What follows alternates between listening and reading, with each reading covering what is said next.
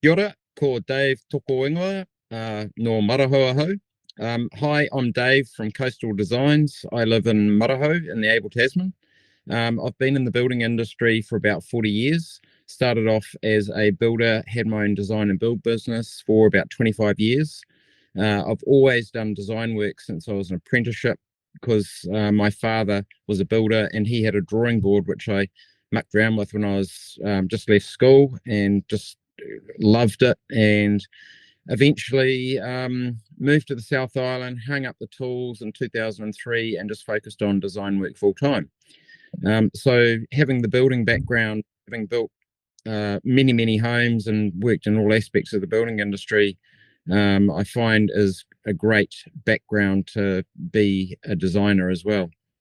I've been doing design work completely now for about 21, 22 years, just focusing fully on design.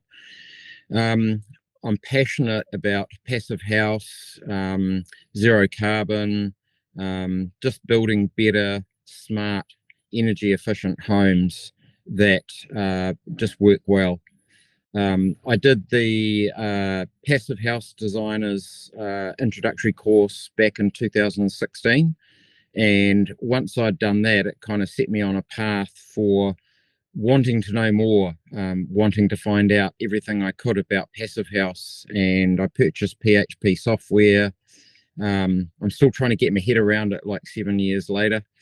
And also back in when Bob started the Superhome movement, I saw that and kind of found out what it was about. And I thought, wow, that's exactly what I'm kind of looking at and want to be involved in. So yeah, joined the Superhome movement and kind of try and introduce those principles to every job that I do. Some people are on board with it, some people aren't. But I find once you educate the client and explain things, especially about making sure your house is more insulated, making sure it's airtight, making sure you have a really great ventilation system. Once they actually understand those principles, they're a lot more on board. Yeah. So when I have clients come and see me, I explain the principles of the Superhome movement, making sure that they're fully aware and understand them. Everyone has a different budget, so depending on where their budget is, will depend on whether we have better, best, or great.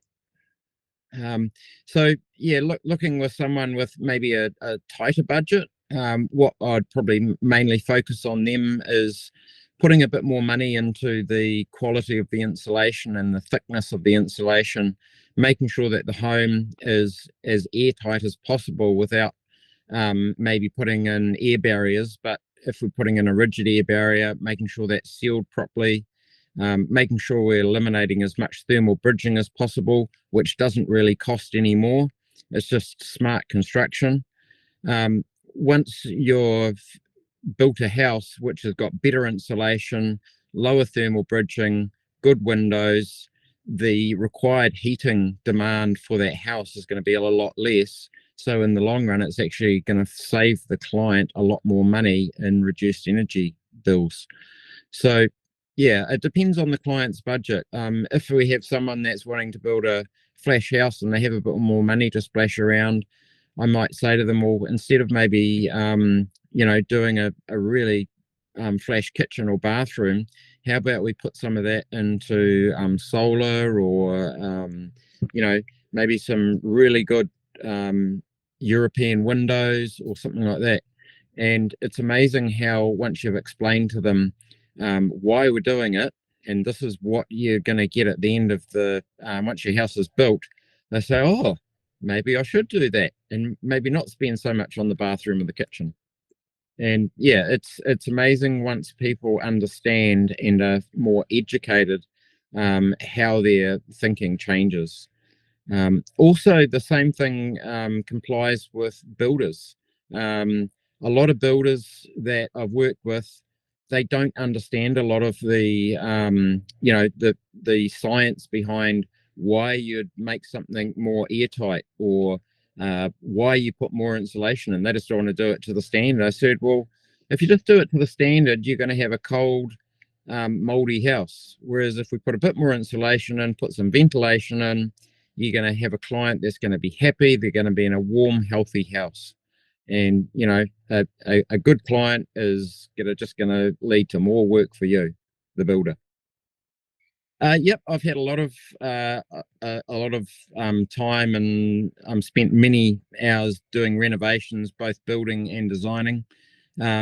We brought an old batch in Maraho, which we currently live in, and it was a 2-story box, if you want to call it. So it was concrete block basement with a timber frame 2-bedroom, just a basic living room, kitchen all in the one room, with 2 bedrooms and a small bathroom, laundry and toilet all in one. So when we brought it, we moved there permanently. We moved from having a 300 odd square meter house down on the west coast on 2 acres with views down over the Southern Alps to a little 75 square meter box. And after 8 years of doing alterations, recladding the whole house, new joinery through the whole house, insulating the whole house from top to bottom, turning the downstairs into a 2-bedroom self-contained apartment, which is all fully insulated. We now live in a lovely modern home, which was the bones are just an old batch. It's super warm, it's quiet. Yeah, it's a real pleasure to live in. My wife was always hassling me because the last thing that got done was the kitchen, but that's been finished now, so she's a bit more happy now. When you look at the embodied carbons in building a new building, and the embodied carbons that would be involved if you just renovated an existing building, the embodied carbons that are used are a lot less. And so it's always encouraging to get the client to retrofit an existing structure, depending on their budget. I mean, you can do some pretty cool stuff with a fairly small budget. There's lots of ways that you can improve a building, whether it's removing the internal linings and insulating from the inside, or whether it's leaving all the inside, removing the exterior cladding, insulating from the outside, putting a rigid air barrier over it, and then putting a new cladding systems over a cavity. That's what we did to our place. We left all the existing internal linings. We removed all of the external cladding, just wall by wall, and re-insulated, rigid air barrier, and then new claddings over cavities. And it's just made such a difference. Yeah, it is amazing what you can actually achieve when you do an alteration with a client. And what I've found lately is with the current downturn with new homes, there's more clients that are actually doing alterations just because they don't have the budget to build a new home. So they're staying in the existing homes and they're altering them and making them better. Because a lot of people, when they're in a place they like to stay there, but they just want to make the house better. So yeah, a lot of my work is alterations.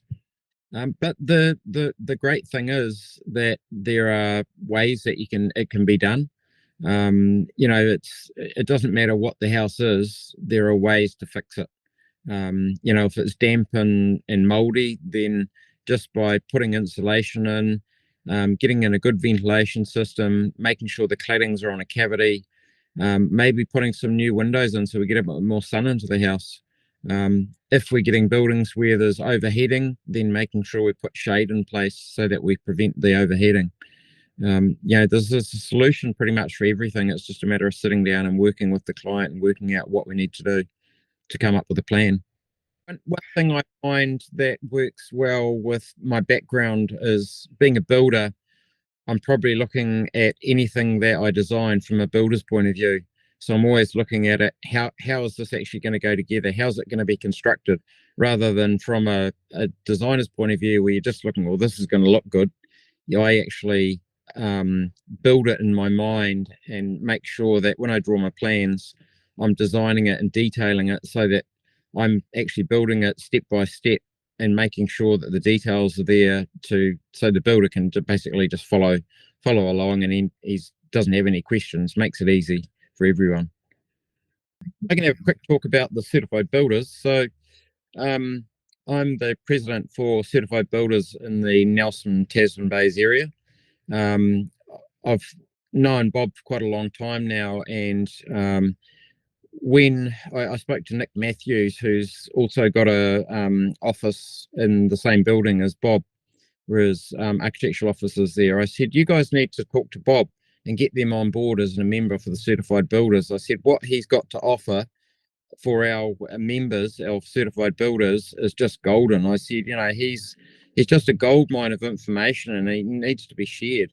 And so with the help of Nick, I now see that Bob's an associate member, or he's part of the organisation, and yeah, it's just great to see that members now have the ability to tap into the super home movement. And I see that he's going to be presenting as one of the presenters at the conference happening in June this year in Wellington. So really looking forward to that as well. It depends a lot on what kind of job they're in, I think, as to whether they're educated or not. Some people, if they're have brothers or sisters or fathers that are in the industry, generally they're a little bit more clued up. But people that might be in the IT or something like that, they sometimes don't have a much of an idea. So yeah, it just depends on kind of what job that the people are in, as to what type of knowledge they have or what background they've come from.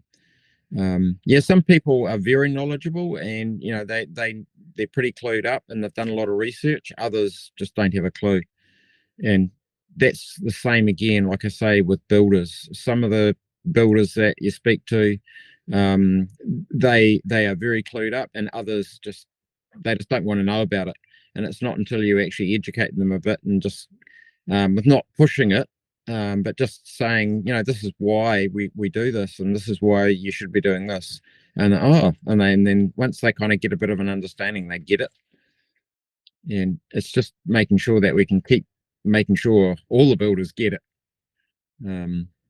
Yeah, if we want to, really make New Zealand's building stock. Yeah, I do work all over the country. I do work from one end to the other. Most of my work's done remotely. I'm actually up away on a bit of a business trip at the moment. I was down in Gisborne yesterday for 2 days, seeing clients down there.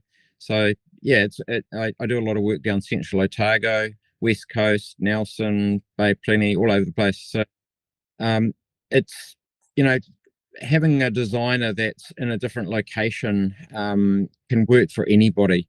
You don't have to use a designer that's in your own town. So if clients are finding that the local designers in their local area aren't that savvy on super home stuff, then they just need to reach out and find someone that is, because you can work remotely. There's video calling, things like that. It's just a matter of doing it and making sure it's done well.